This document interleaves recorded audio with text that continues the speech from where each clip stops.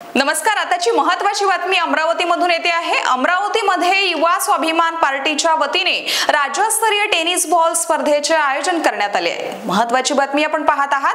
क्रिकेटच्या मैदानावर आमदार रवी राणा यांची जोरदार अशी फटकेबाजी पाहायला मिळाली आहे।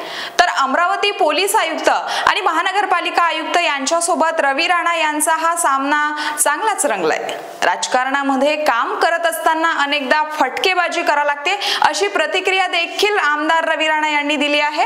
तर उद्धव ठाकरे यांना राज्यभर फिरल्याशिवाय काही पर्याय नाही, आता त्यांना फिरावंच लागेल असं सुद्धा आमदार रवी राणा यांनी म्हटलंय। तुम्ही आयोजित केला आणि कमिशनर बिलकुल छत्रपती शिवाजी महाराज जयंती निमित्त स्वाभिमानी महोत्सव या ठिकाणी राज्यस्तरीय स्पर्धा आयोजित केल्या। राज्यातल्या 20 टीम या ठिकाणी आल्या आणि मला वाटतं मी बॅटिंग करताना अमरावतीचे सीपी बॉलिंग करत होते आणि मनपा आयुक्त हे विकेट कीपिंग करत होते आणि तेव्हा सीपी साहेब जेव्हा बॉलिंग करत होते तेव्हा सुद्धा चांगले शॉट मारण्याची मला संधी मिळाली।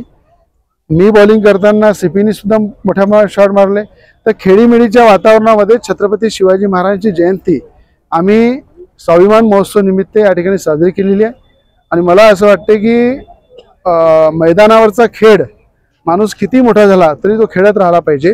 राजकारणातले खेळ आम्ही नेहमी खेळतो पण मैदानातले खेळ विसरू नये, म्हणून मैदानातली सुद्धा क्रिकेटच्या स्पर्धेमध्ये खेळून लहानपणीचं सुद्धा आठवण आलं आणि आपल्या जीवनामध्ये क्रिकेट हाही महत्त्वाचा खेळ आहे हे खऱ्या अर्थाने युवकांना एक चांगला संदेश दिला।